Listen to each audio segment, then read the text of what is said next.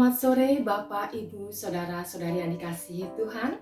Senang sekali kita jumpa lagi dalam program Sapa Senja. Hari ini kita akan membahas tentang bagaimana mengatasi persoalan dalam rumah tangga. Belakangan hari ini kita mungkin ada dengar, ada lihat, ada baca berita tentang angka perceraian makin tinggi gara-gara corona. Banyak orang yang mengajukan gugatan cerai. Mereka mengantri sampai mengular sampai di pekarangan. Banyak alasannya. Mayoritas karena masalah perekonomian, kemudian juga tingkat KDRT yang semakin tinggi. Entahkah itu antara pasangan suami istri atau orang tua kepada anak-anaknya. Itu sebabnya sore hari ini kita akan belajar bagaimana mengatasi persoalan dalam rumah tangga buat kita sebagai anak-anak Tuhan. Karena firman Tuhan katakan di dalam Maleakhi 2 ayat 16 bahwa Tuhan membenci perceraian. Apa yang Tuhan benci tidak boleh kita lakukan. Kita akan belajar bagaimana mengatasi persoalan-persoalan dalam rumah tangga kita. Yang pertama, jadikan firman Tuhan sebagai dasar rumah tangga kita. Apapun persoalan dalam rumah tangga kita, masalah apa yang kita alami dalam rumah tangga kita akan cari solusinya, jalan keluarnya di dalam firman Tuhan. Kita baca di dalam Mazmur 119 ayat 97 sampai 100. Firman Tuhan katakan, "Betapa ku cintai Taurat-Mu. Aku merenungkannya sepanjang hari. Perintahmu membuat aku lebih bijaksana daripada musuh-musuhku, sebab selama-lamanya itu ada padaku. Aku lebih berakal budi daripada semua pengajarku, sebab peringatan-peringatanmu kurenungkan. Aku lebih mengerti daripada orang-orang tua, sebab aku memegang titah-titahmu." Nah, ayat-ayat ini mengatakan bahwa supaya kita lebih bijaksana, kita lebih berakal budi, kita lebih punya hikmat dalam mengatasi masalah-masalah dalam rumah tangga kita harus belajar dari firman Tuhan. Apapun itu, ada jawabannya di dalam firman Tuhan. Kalau kita marah, ingat firman Tuhan katakan, jangan matahari terbenam sebelum padam amarahmu. Kepada kita sebagai istri, firman Tuhan ajarkan, tunduklah kepada suami. Kepada suami, firman Tuhan ajarkan, mengasihi istri dan janganlah berlaku kasar kepada istri. Kepada anak-anak, firman Tuhan ajarkan, taatilah orang tua, hormatilah orang tua.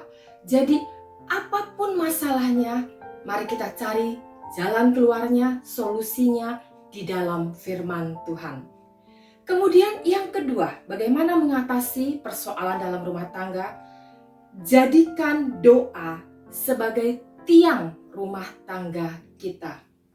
Mau melakukan apa saja, ketika kita mau mengambil keputusan apa saja di dalam rumah tangga kita, berdoa terlebih dahulu. Orang yang tidak berdoa adalah orang yang sombong karena merasa dirinya tidak perlu Tuhan.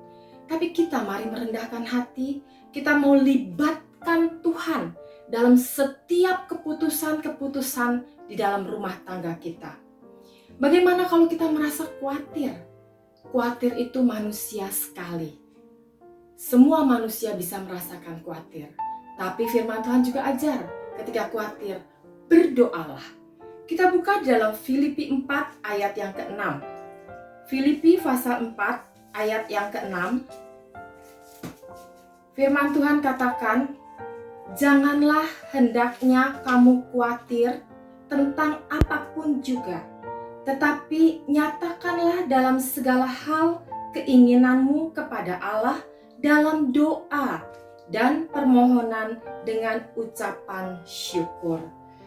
Jadi, kalau ada masalah apapun, curahkanlah isi hati kita kepada Tuhan di dalam doa-doa kita. Apa yang kita perlukan? Firman Tuhan katakan, mintalah, maka kita akan diberi. Carilah, maka kita akan mendapat. Ketuklah, maka pintu akan dibukakan bagi kita. Jadi segala hal, apapun keputusan-keputusan yang kita mau ambil dalam rumah tangga kita, bawa itu di dalam doa. Percayalah, Tuhan dapat melakukan jauh lebih banyak daripada yang kita doakan. Kemudian yang ketiga, bagaimana mengatasi persoalan dalam rumah tangga kita? Jadikan pujian dan ucapan syukur sebagai tudung rumah tangga kita. Kita baca di dalam Efesus pasal 5 ayat yang 19 sampai ayat 20. Efesus pasal 5 ayat 19 sampai 20. Dan berkata-katalah seorang kepada yang lain dalam mazmur, kidung puji-pujian dan nyanyian rohani. Bernyanyi dan bersoraklah bagi Tuhan dengan segenap hati. Ucaplah syukur senantiasa atas segala sesuatu dalam nama Tuhan kita Yesus Kristus kepada Allah dan Bapa kita. Ada orang bangun tidur sudah bertengkar, tapi saya mengajak mari ketika bangun tidur bersyukur kepada Tuhan.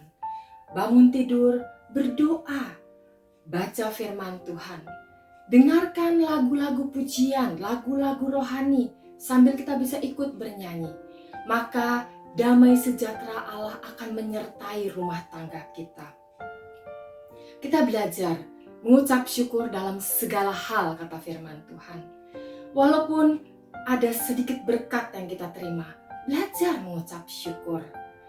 Kalaupun kita sekarang sedang merasa kurang sehat, kalaupun kita merasa sekarang semuanya serba pas-pasan, kita belajar firman Tuhan katakan, mengucap syukurlah. Sebab ketika kita mengucap syukur, itulah yang dikehendaki Allah buat kita di dalam Tuhan Yesus Kristus. Sebagai penutup saya akan bacakan di dalam Filipi pasal 4. Filipi pasal 4 ayat yang ke-11 katakan, Kukatakan ini bukanlah karena kekurangan, sebab aku telah belajar mencukupkan diri dalam segala keadaan. Ibrani pasal 13 ayat yang ke-5 katakan, cukupkanlah dirimu dengan apa yang ada padamu. Harus kita akui, semua kita, semua keluarga, semua rumah tangga pasti mengalami dampak dari masa pandemi ini. Itu pasti terjadi. Tapi firman Tuhan ajarkan, belajar mencukupkan diri dengan apa yang ada pada kita. Kita masih bisa makan sampai hari ini, bersyukur. Kita masih ada sampai hari ini, bersyukur semua karena anugerah dari Tuhan. Masih di Filipi pasal 4 ayat yang ke-13. Segala perkara dapat kutanggung di dalam Dia yang memberi kekuatan kepadaku. Apapun itu, percayalah bisa kita tanggung kalau kita melibatkan Tuhan. Karena Tuhan akan memberikan kekuatan buat kita. Tuhan akan memberikan hikmat buat kita.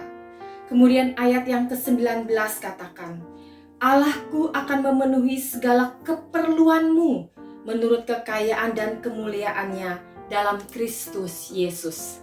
Allah akan mencukupkan keperluan kita. Ingat, bukan keinginan, tapi keperluan kita akan Tuhan cukupkan.